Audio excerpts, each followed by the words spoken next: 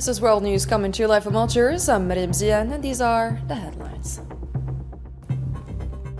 President Tebboune says Algeria is ready to mediate regional conflicts, welcomes restored ties with Mali, and says relations with Germany have reached an exceptional level.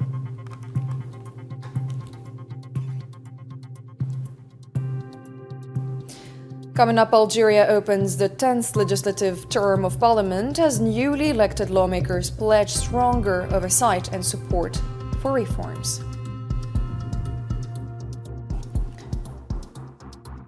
And Trump threatens new strikes on Iran as Tehran considers an Omani proposal on the Strait of Hormuz and warns it could close the waterway.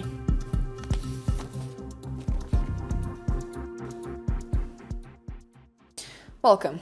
First in our news, Algerian President Abdelmajid Tebboune has expressed Algeria's readiness to mediate conflicts across the Arab region amid the military escalation unfolding in the Gulf and the broader Middle East. In his regular meeting with representatives of the national media broadcast on Monday, President Tebboune said there were attempts by the Zionist entity to obstruct Algeria's diplomatic efforts in the region. مستعدين وبدينا الاستعداد تاعنا في المساعدة في حل حالة بعض المشاكل. أنا في بعض الأحيان نتكلم على دويلة لأن الأثار تاعها سلبي جدا جدا جدا، يعني وين حطوا رجلهم يسيل الدم. سي غراف سي افيك دي بروف. ما باغيين يخطونا باش ما يصيرش الدم عندنا هنا بعده. تكلف بهم الأمم المتحدة ولا تكلفوا بهم احنا خلاص. وعندنا أدلة با دون الفيد. مي العالم العربي يعني فيه شقوق وانشقاقات، ماناش باغيين نزيدوا الطين بلة. ما سينو كنا قطعنا علاقاتنا مع الدولة هذه بلانطو، لأن ما يجي منها إلا الدم والفتنة. And on Algeria's relations with Mali, President Tebboune described the restoration of bilateral ties as a highly positive step, particularly in light of current regional challenges, saying it reflects the long-standing historical bonds between the two peoples. He also said certain parties were seeking to undermine Algeria's relations with its African neighbors, reaffirming Algeria's commitment to a policy of good neighborliness with all surrounding countries and its firm rejection of interference in the internal affairs of other states. Le voisinage تاعنا مع المالي n'a que des choses extrêmement positives, aussi bien pour le Mali que pour l'Algérie. Bon, il faut garder ses frontières contre la lutte. On lutte ensemble contre الهجرة الغير شرعية وهذه الأمور هذه، مما تبقى ما عمري ما دخلت لك في أمورك الداخلية وما ندخلش. تحتاجني راني هنا، ما تحتاجنيش الله يسمعنا الخير على بعضنا بعض. سيتو الناس اللي يجوزولك في الودن عسر روحك منهم. L'ennemi de ce que tu crois être ton ennemi n'est pas forcément ton ami. Nous ne sommes pas ennemis, nous ne sommes même pas adversaires. Il y a un peuple avec lequel on est voisins depuis des siècles. Il n'y a pas de raison pour que ça change. On counterterrorism in the Sahel, President Tebboune reaffirmed Algeria's readiness to expand international cooperation in the fight against terrorism, provided that national sovereignty is respected and that the concept of terrorism is not distorted or misused. Nous sommes prêts. Il faut passer à autre chose. Le terrorisme n'est pas un héritage pour l'Afrique. Le terrorisme n'est pas une fatalité pour l'Afrique. Le terrorisme pour l'Afrique a été créé, et j'assume ce que je dis. Et ceux qui ont créé le terrorisme, ou leurs complices et leurs proxys, ce sont ceux-là qui veulent aider les Maliens à régler le problème du terrorisme. Le terrorisme est né avec la chute de la Libye. C'est là où le terrorisme C'est répandu comme, et je dirais pas plus. Parce que c'est trop profond. Ça, le terrorisme, on en fait toute une tartine, alors que c'est facile de lutter contre le terrorisme. Demain, si on a, nous, des accords précis, sans toucher ni à la souveraineté, ni à la vie de ceux qui ne sont pas terroristes, on peut agir ensemble. Nous sommes leaders dans la lutte antiterroriste. And turning to relations with France, President Tebboune said Algeria has never asked France for a larger share of visas granted to Algerian nationals or for an increase in their number. He also stressed that Algeria has neither demanded an apology nor financial compensation from France, saying the country does not beg. Trois choses. Je les réaffirme pour les Algériens, avant nos amis français. Le président algérien n'a jamais demandé un quota de visa, un nombre de visas ou parlé de visas. Dans une émission qui est passée il y a un an, là, j'ai dit que c'était un problème de souveraineté. Mais, cela, أنا نقول لك سيدي وتعرف قدرك. Les problèmes entre les deux pays sont enchevêtrés. Ce n'est pas un problème je veux, ce n'est pas uniquement le problème des accords de 60. Qu'est-ce qui a amené l'accord de 68? Qu'est-ce qui a amené les accords d'Évian? Qu'est-ce qui a amené la guerre de libération? Qu'est-ce qui a amené tout ça? On en fait table rase. Une anesthésie collective de la conscience. Non, mais je ne demande pas. L'Algérie ne demande pas. Je n'ai jamais, et il faut qu'on me prouve le contraire, je n'ai jamais demandé un quota de visa. Parce que les Algériens qui émigrent actuellement, c'est des intellectuels, c'est des médecins, c'est des ingénieurs. Il n'y a plus d'ouvriers qui vont là-bas. Deuxièmement, je n'ai jamais demandé d'excuses.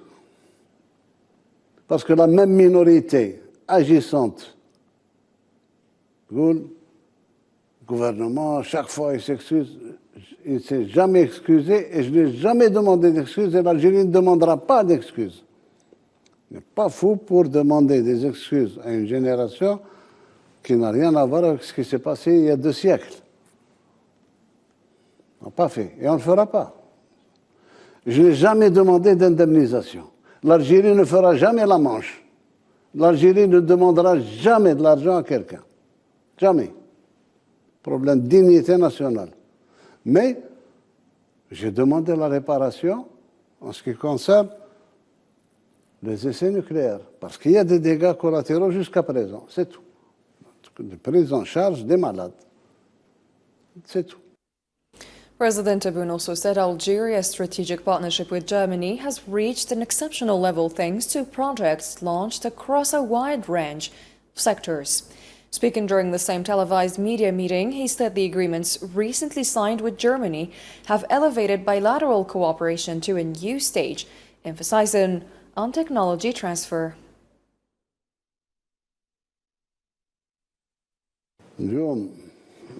Dans l'Allemagne, on va passer à l'excellence.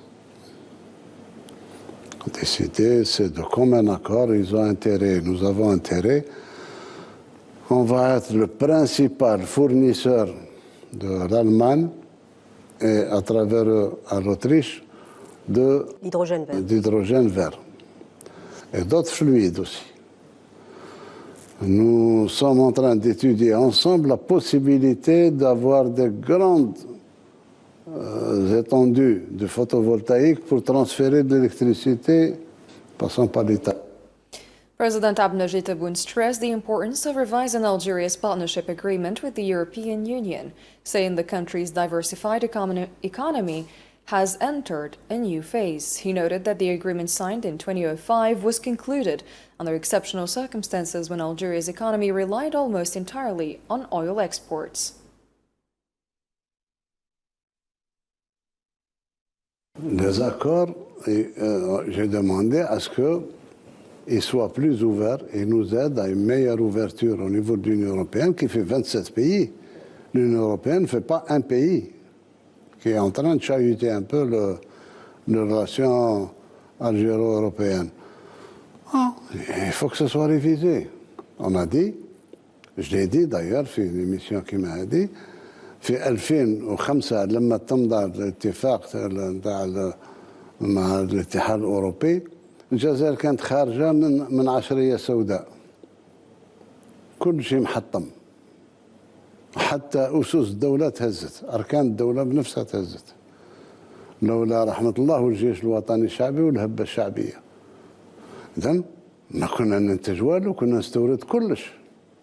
وبالأخص نطلع النفط لظروف معينة طلعت القيمة تاع البرميل، أصبحنا يعني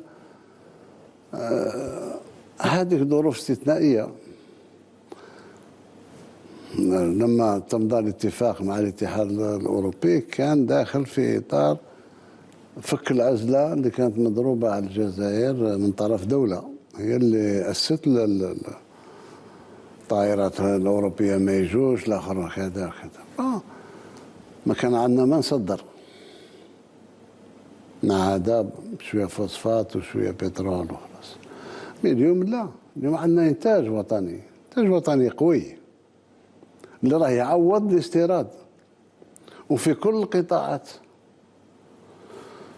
اليوم المعلبات نتاعنا من أجود المعلبات في يعني مطلوبة في كيلكو غراند سيرفاس en Europe. يدخل البرودوي الجيريان 24 heures après, il n'y a plus rien. Members of Algeria's People's National Assembly elected FLN lawmaker Khalida Boufdish as Speaker at the opening of the Parliament's 10th legislative term. On Tuesday, Boufdish won an absolute majority in a secret ballot, defeating other candidates, while lawmakers also approved the Membership Verification Committee following the July 2nd parliamentary elections.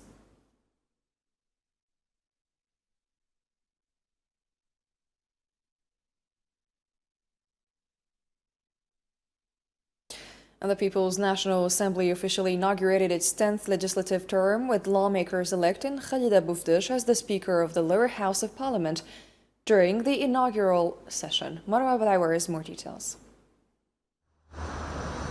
A new chapter begins for Algeria's legislative institution. The People's National Assembly held its inaugural session following the legislative elections, officially launching a new 5-year parliamentary mandate. The opening sit-in began with a roll call of newly elected deputies, followed by the setting up of the temporary committee tasked with verifying parliamentary credentials, a constitutional procedure required before the Assembly could fully assume its functions. Following the validation of deputies' mandates, lawmakers proceeded with the election of the Assembly's new leadership. The Parliament's task is to legislate and monitor the work of the government and the representation of the people. All these areas will, God willing, include interventions by the representatives in the National Council in order to enhance development in Algeria, to raise the level of legislation and representation, and to adhere to what is mentioned in the Constitution, to comply with the aspirations of the Algerian people.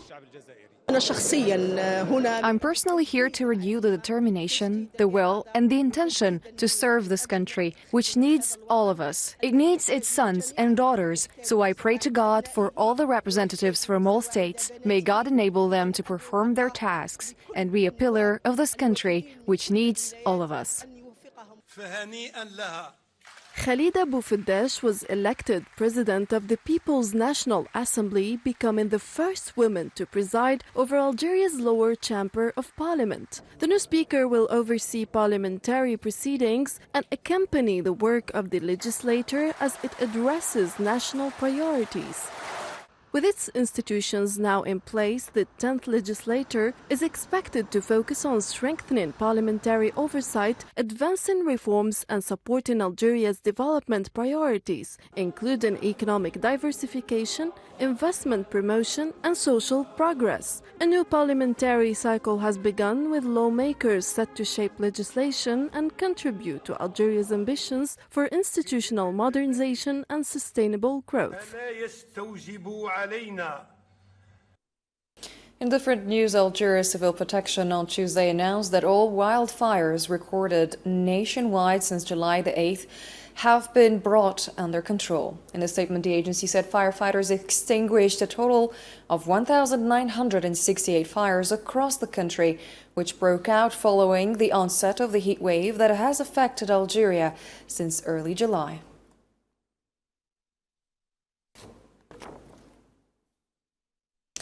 The U.S. President Donald Trump said Washington is engaged in very friendly talks with Iran. Speaking at a campaign rally in Michigan on Monday, Trump said the Iranians cannot be bribed, but insisted they must be defeated, warning that the U.S. would inflict what he called a crushing defeat. We'll see how it turns out. Right now, they have very friendly negotiations going on. And by the way, how good is our Navy with a blockade? How good? Not one boat gets in. And Trump claimed U.S. forces had destroyed Iran's naval and air capabilities along with its air defense systems, saying the damage had prompted Tehran to seek a deal. You know, a lot of people were against that war. We don't want the Venezuela. Why are you doing what you did after we won in about 48 minutes approximately? They said, oh, that was a good move. Well, the same thing's happening in Iran. People just don't see it. In an interview with Fox News on Tuesday, Trump said Washington had held productive talks with Tehran that reaching an agreement would be preferable to destroying the rest of the country. He also claimed U.S. forces had eliminated much of Iran's air defenses and weaponry, while accusing Tehran of shifting its position during the negotiations.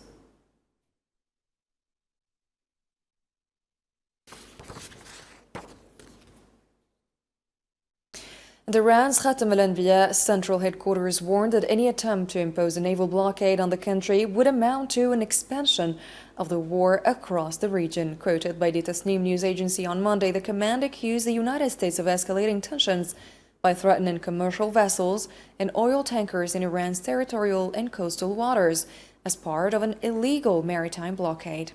The command warned that Iran's armed forces would respond decisively to any threat from the U.S. military.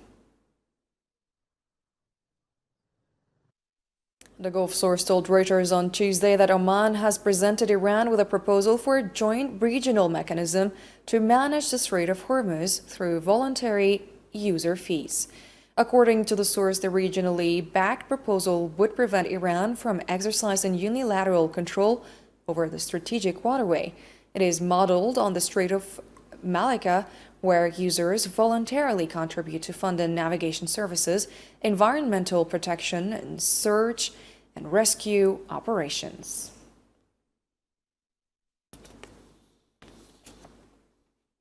And Iranian state media citing the Khatam al-Anbiya central headquarters reported that any company or country receiving frozen Iranian assets as compensation for damaged vessels would be barred from transiting the Strait of Hormuz. The headquarters spokesman Ibrahim Zolfagari on Tuesday rejected U.S. President Donald Trump's proposal to compensate ships allegedly damaged by Iran in the Gulf using Tehran's frozen assets.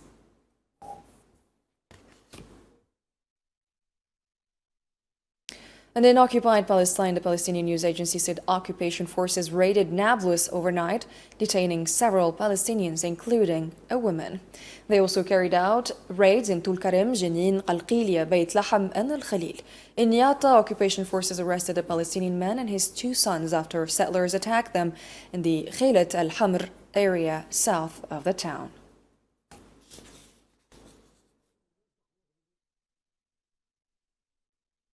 The Palestinian Prisoners Club said Zionist prisons have become a system of systematic abuse and killing targeting Palestinian detainees amid the ongoing genocide in Gaza. The group said mass arrests, expanded administrative detention, and the holding of civilians as hostages have become key tools of the occupation, while warning that dozens of Gaza detainees remain unaccounted for and that the true scale of abuses is far greater than documented.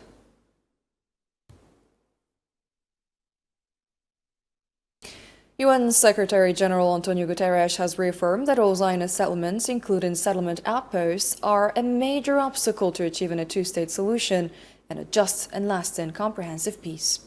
Speaking at the UN daily press briefing in New York on Monday, Deputy Spokesperson Farhan Haq said all settlements, including newly established outposts in the occupied West Bank, have no legal validity and constitute a flagrant violation of international law.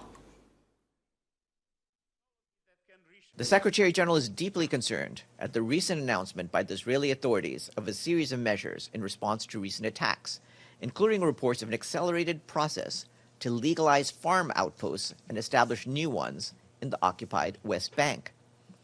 The Secretary General reiterates that all settlements, including outposts, have no legal validity and constitute a flagrant violation of international law.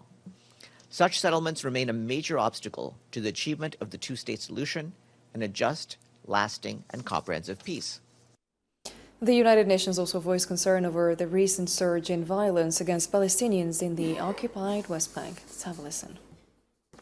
Our colleagues with the Office for the Coordination of Humanitarian Affairs expressed their deep alarm concerning the escalation of violence across the West Bank in recent days. Since Thursday, at least 8 Palestinians, including 1 child, as well as 2 Israelis, have been killed. Many others have been injured. Homes, mosques, trees, and agricultural structures have been set on fire or otherwise vandalized, and in some cases destroyed. At least 10 Palestinian families have been displaced in the course of the latest violence. In parallel, Israeli forces have tightened their restrictions on Palestinian movements and access across many areas of the West Bank, preventing thousands of people from reaching essential services, such as emergency medical care and the sources of their livelihoods. U.S. Trade Representative Jamieson Greer said the new tariffs imposed by Donald Trump on 60 trading partners over their alleged failure to enforce bans on forced labor are unlikely to have a significant economic impact.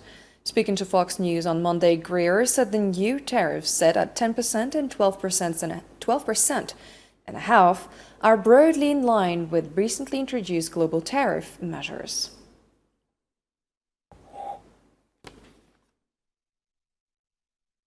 More international news with our colleague Yasin Ilikt.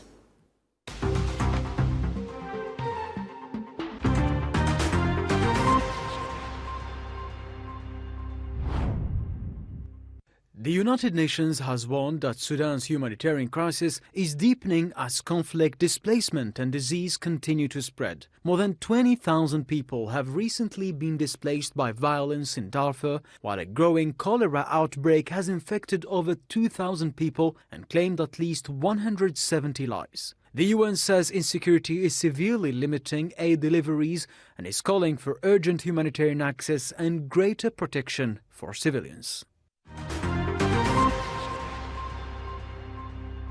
Russian authorities say Ukrainian drones struck a civilian bus in the Volgograd region, injuring 19 people, including 6 who remain in critical condition. Moscow also said its air defense systems intercepted and destroyed 356 Ukrainian drones during overnight attacks across several regions, including areas near the Sea of Azov.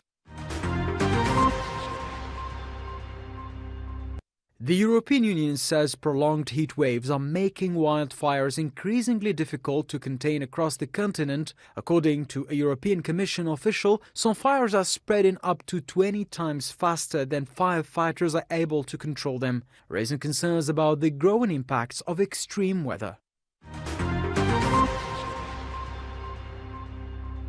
A magnitude of 7.1 earthquake struck southwestern Japan, sending at least 50 people to hospitals and causing widespread damage. 12 homes collapsed, with people reported trapped beneath the rubble of 4 buildings. Authorities later lifted the tsunami warning after confirming the earthquake occurred inland and did not trigger significant sea activity.